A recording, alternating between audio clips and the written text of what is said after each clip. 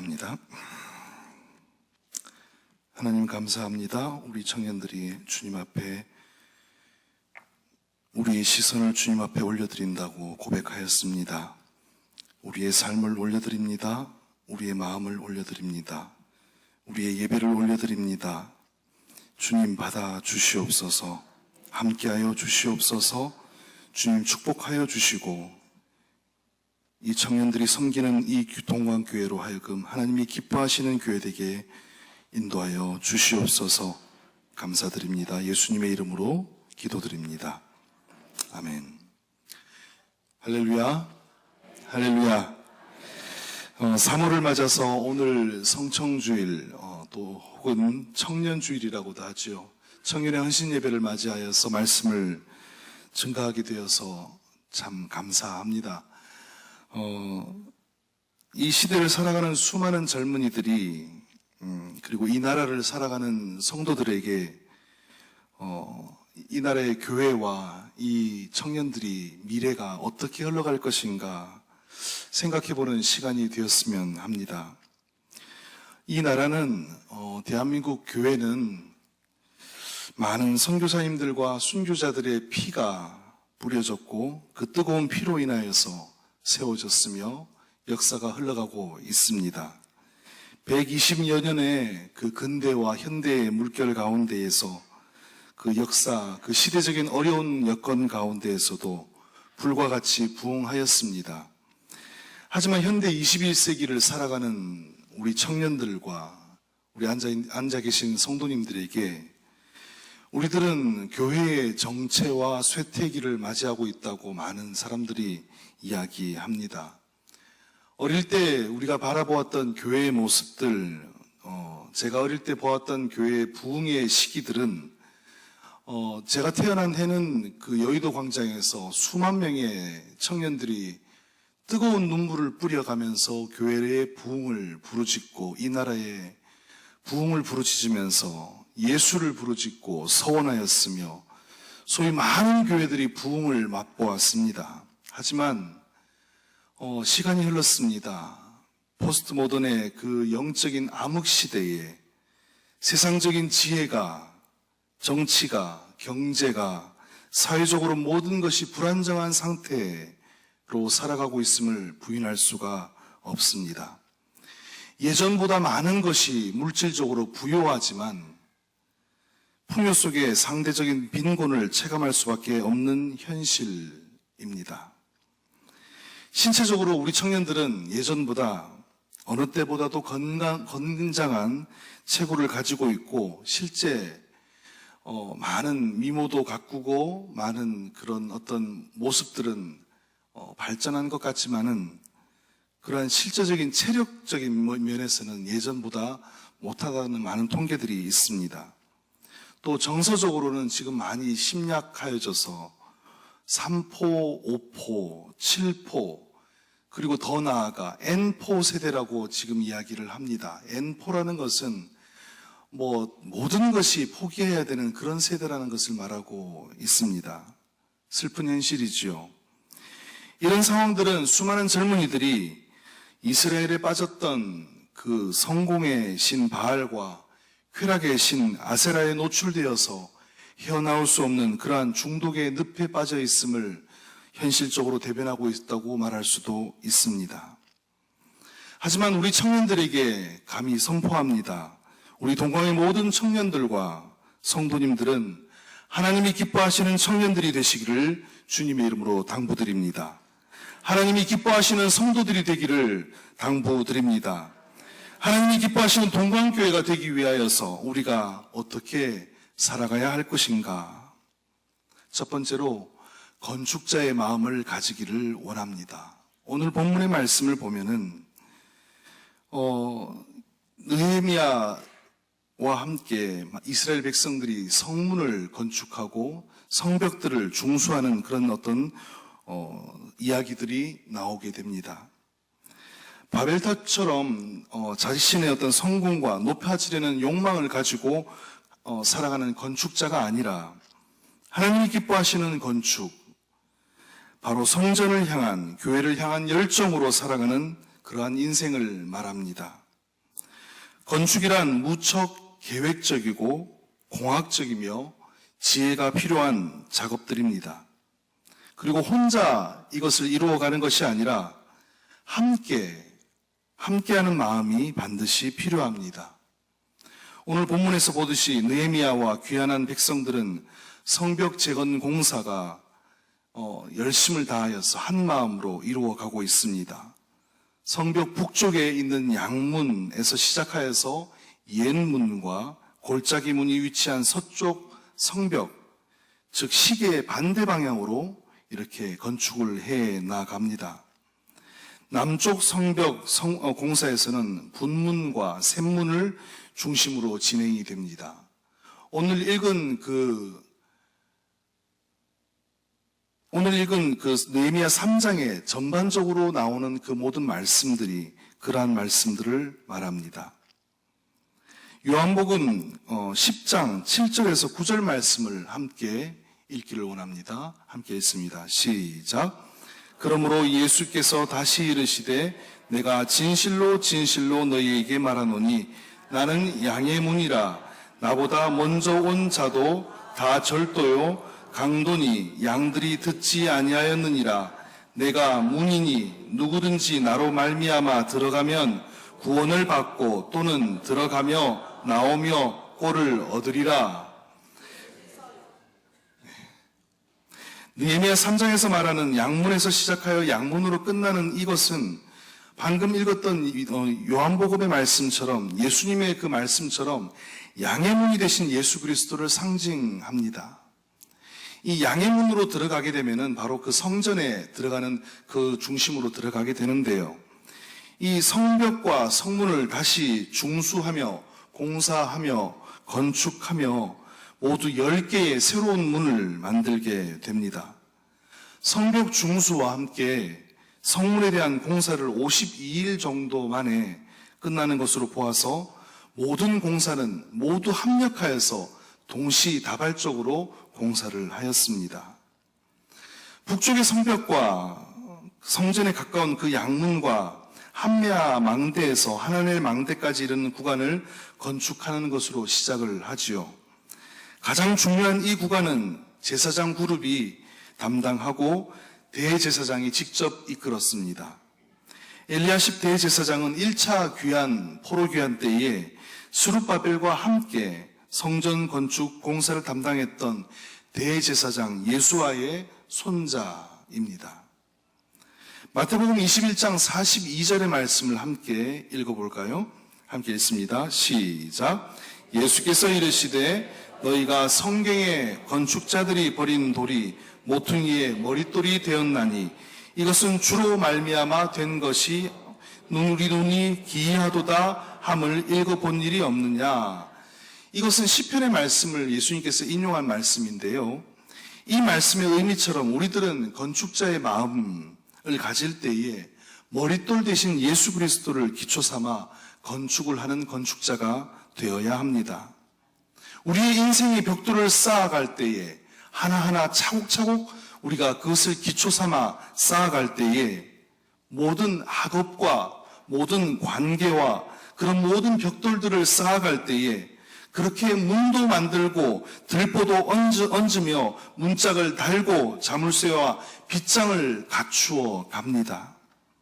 내가 해야 할 부분, 그것을 찾아서 성실과 인내로 감내하는 건축가가 되어야 한다는 이야기입니다. 두 번째로 오늘 본문에 자주 드러나는 느헤미야 3장에 가장 자주 드러나는 단어는 그 다음에라는 말입니다. 그 다음에 누가 지었고 그 다음에 누가 지었으며 누구의 아들, 누구의 손자 함께 모든 사람들이 합력하여서 모두 28번이나 그 다음에 이야기가 나옵니다. 이렇듯 성벽 재건은 이스라엘 전체가 연합하여 한 사역이었습니다. 3장에서 이 드러나는 그 다음에라는 표현, 느헤미야라는 그 지도자와 공동체의 리더들이 치밀한 계획 아래에서 공동체가 서로 도와서 일이 진행되었음을 말하고 있습니다. 인생은 통치에 대한 고민과 결단이 필요합니다. 내가 주인이 되어서, 내가 리더가 되어서, 왕이 되어서 그렇게 살아가는 그런 유아 독존의 삶이 아니라 나를 지으시고 다스리시는 주님의 주 되심과 신실하시고 인자하심을 믿는, 나를 통치하심을 믿는 그 하나님을 알아가는 믿음이 반드시 필요합니다. 이에 대한 젊은 날의 훈련을 통하여서 우리 청년들은, 그리고 우리 성도님들은 그리스도의 성품을 가지고 고난과 역경 가운데에서 광야를 지나가며 내 자녀를, 내 다음 세대들을 말씀으로 훈련시킬 준비가 반드시 필요한 시기입니다. 그것이 바로 청년의 시기입니다. 이스라엘 민족이 가진 말씀 훈련이 어떠합니까? 아이가 자라며 말을 시작하면은 엄마, 아빠보다도 베레시트, 바라, 엘로힘, 하나님이 태초에 하나님이 천지를 창조하셨다, 그것을 말씀으로 가르치면서 그것을 암송해야 합니다. 아이가 점점 자라가면서 날마다 그것을 말씀으로 강론합니다. 매주 안식일이 되면은 그 말씀을 강론하면서 아이가 성년이 되었을 때 13세가 되면은 최소 모세 오경과 시편과 잠언을 줄줄 외우는 아이들이 됩니다. 하나님의 말씀을 듣는 지혜를 얻게 된 것이지요. 그러한 아이들을 세상이 감당치 못하기에 이 모든 전 세계를 이끄는 리더들이 이스라엘 백성들로 나오는 것이 이유인지 모릅니다. 열왕기상 3장 9절에 보면 우리가 잘 아는 말씀이지요. 솔로몬에게 하나님께서 지혜를 주시기 전에 솔로몬이 구하는 말씀입니다. 예전 성경에는 보면은 우리가 지혜를 구하였다라고 배웠습니다. 예전 성경에는 솔로몬이 하나님 앞에 지혜를 구했다라고 우리가 배웠는데, 개역개정에서는 원문에 좀 더 충실한 번역으로 이렇게 번역이 되었습니다. 함께 읽어봅니다. 시작. 누가 주의 이 많은 백성을 재판할 수 있사오리이까? 듣는 마음을 종에게 주사 주의 백성을 재판하여 선악을 분별하게 하옵소서. 그 지혜라는 단어가 여기에서는 듣는 마음이라고 이야기를 합니다. 이후에 10절 이후에 보면은 이 듣는 마음을 구하였던 솔로몬에게 하나님께서 지혜를 주셨다라고 직접적으로 설명을 하지요. 그러면은 그 단어적인 마음을, 우리가 진짜 청년들이 지혜를 얻고 이 땅을 살아가는 그 지혜가 무엇인가라는 것입니다. 바로 하나님의 말씀을 듣는 그러한 마음입니다. 하나님을 경외하는 그 지혜, 옛 성경에는 지혜, 그 번역되는 그 하나님의 말씀을 바로 듣는 마음, 부드러운 마음, 그것이 바로 참된 인생의 지혜임을 알아야 합니다. 결혼할 즈음에 된 이스라엘 청년들은, 남자 청년들은 1년간 직장을 휴직을 하고 태어날 2세를 위하여 기도하면서 가르칠 말씀을 1년 동안 공부합니다. 그리고 1년간 휴직을 한 상태에 수입이 없으니까 그 각자의 그 공동체 안에서 그 가정을 위해서, 그 약혼한 그 가정을 위해서 그 1년간의 생활비를 보충을 해줍니다. 그리고 그 결혼할 그 여인, 그 신부가 될 여인이죠. 약혼녀에게는 이 집에서 말씀을 또 연구하면서 아이를 임신한 상태가 이제 1년이 지나서 결혼하고 나면은 이제 아이를 임신하게 되겠죠. 그러면 아이를 가진 상태에서 우리가 성령이 나타나는 강보라는 강보의 자수를 뜹니다. 자수를 뜨는데 우리가 알고 있는, 방금 아까 우리가 오전에 읽었던 신명기 쉐마 이스라엘 그 말씀들을 자수를 뜬다든지 그렇게 하는 말씀을 자수로 뜹니다. 이 강보라는 것은 우리가 포대기 정도가 아니고요.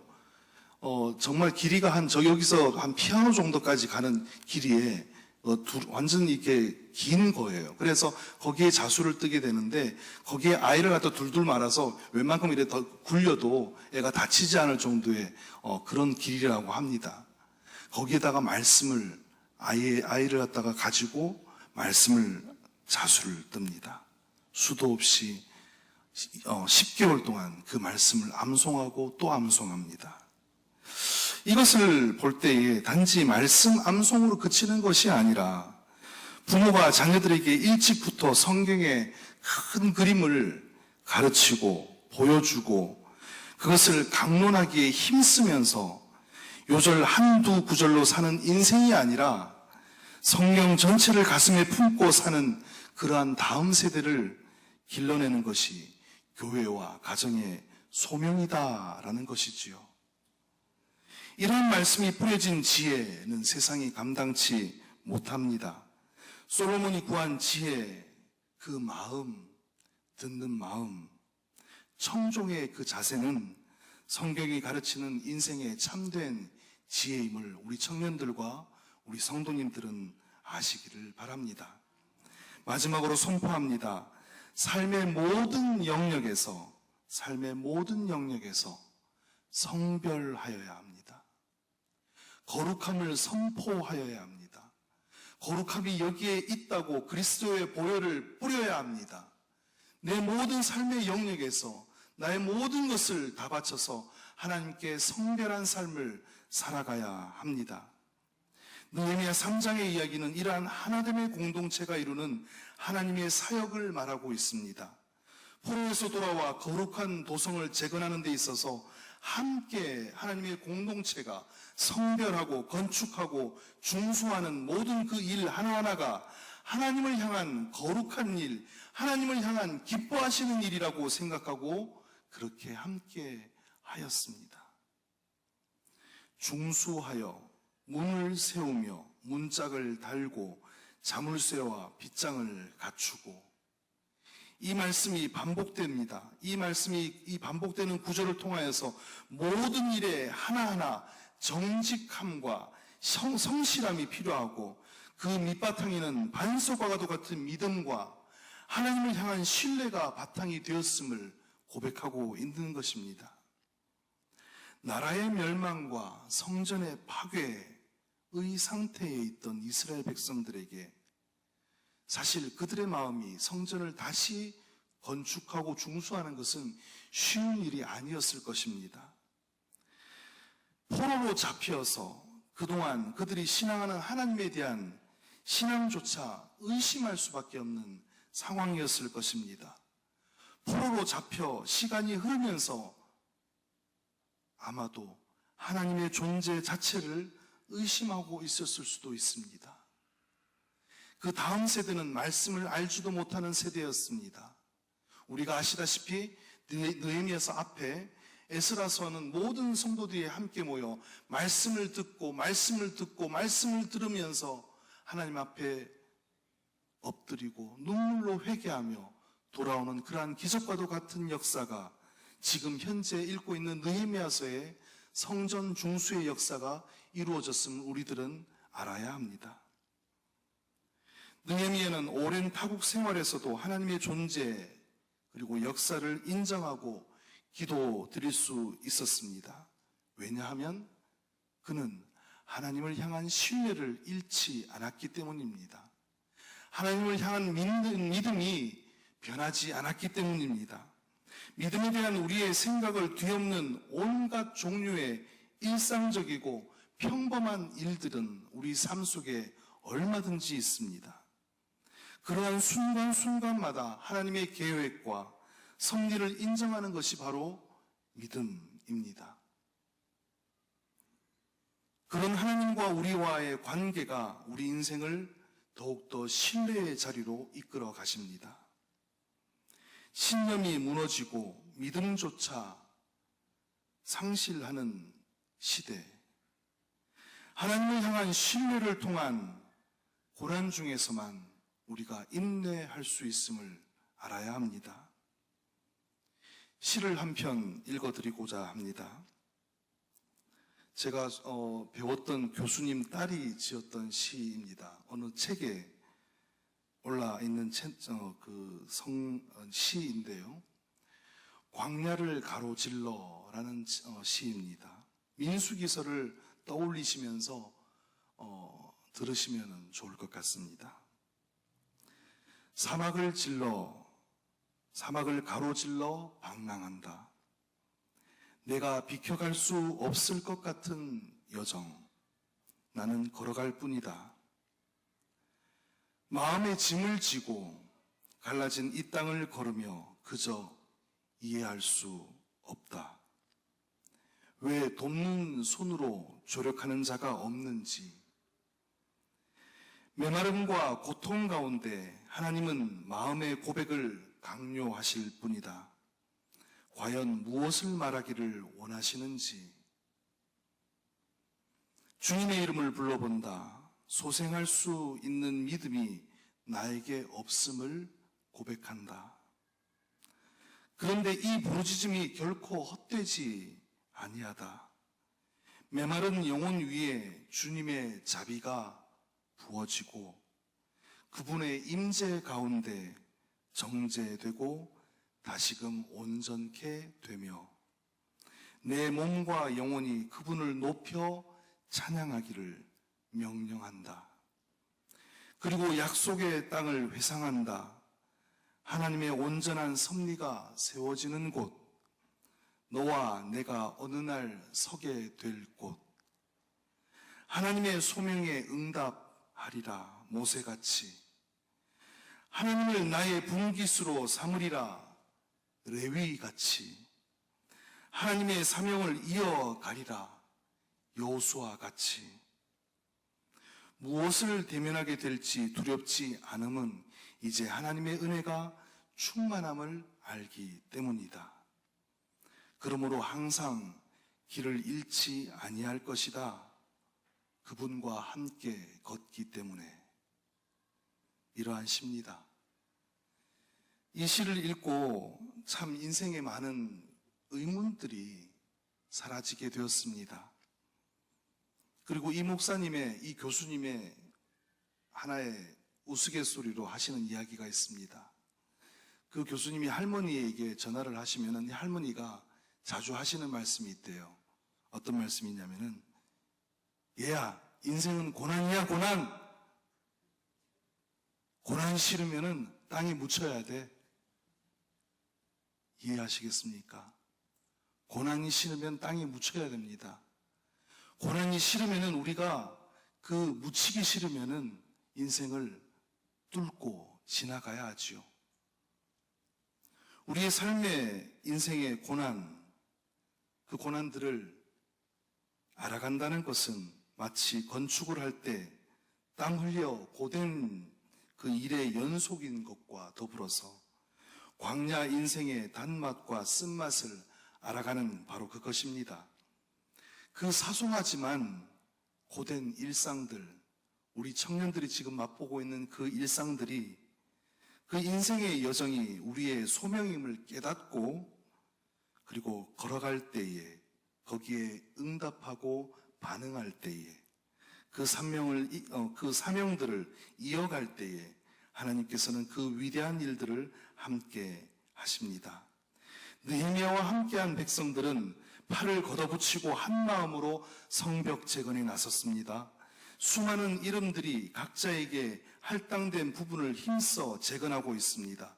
이를 통하여서 우리들은 그 하나님의 기뻐하시는 교회를 비로소 바라볼 수 있습니다. 땀 흘리는 일꾼들의 교회를 만들어 갑니다. 값비싼 보석보다도 땀 흘려 일하는 그 모습들, 땀 흘려 섬기는 모습들, 그것이 바로 교회를 더욱 아름답게 합니다. 교회가 주님께서 주시는 안식을 누리는 곳이기도 하지만 동시에 땀 흘려 일하는 곳임을 우리가 잊지 말아야 합니다. 주님의 백성들은 사명이 있는 백성들입니다.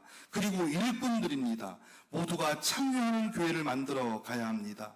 흘리는 땀과 함께 오늘 본문을 더욱 빛나게 하는 것은 모든 이에 함께하는 참여입니다. 대제사장을 비롯하여서 평민들은 물론이고 그 지역을 다스리는 방백들도 참여하였습니다. 주님이 기뻐하시는 교회이며 모두가 참여하는 교회입니다. 그리고 하나님께서는 이 모든 수고를 기억하신다는 사실입니다. 우리의 땀과 수고를 하나하나 기억하십니다. 느헤미야는 예루살렘 재건에 참여한 사람들의 이름을 그리고 행한 일들을 소상하게 기록하고 있습니다. 그것은 바로 하나님의 마음과도 같습니다. 41절에 마가복음 9장 41절의 말씀을 함께 읽습니다. 시작. 누구든지 너희가 그리스도에게 속한 자라 하여 물 한 그릇이라도 주면 내가 진실로 너희에게 이르노니 그가 결코 상을 잃지 않으리라. 사람은 잊어도 하나님은 잊지 않으십니다. 이러한 성벽의 재건을 통하여서 믿음의 공동체가 재건됩니다. 회복됩니다. 하나님이 기뻐하시는 교회를 만들 때에 우리들이 꿈꾸는 믿음의 공동체가 완성되어 갈 것입니다. 함께 세워가고 모두가 참여하며 하나님이 기뻐하시는 교회를, 그 교회의 모습을 만들어 갑니다. 건축자의 마음으로 모든 일을 계획하고 계획적이고 면밀한 것으로, 또 함께 그 다음은 내가 합니다, 그 다음은 내가 할 것입니다 라는 그러한 함께하는 마음으로, 그리고 마지막으로 삶의 모든 영역을 성별하는 마음으로, 자신을 하나님이 기뻐하시는 성전으로 우리 동광의 청년들과 성도들이 하나님이 기뻐하시는 교회로 가꿔갈 줄 믿습니다. 함께 기도하겠습니다.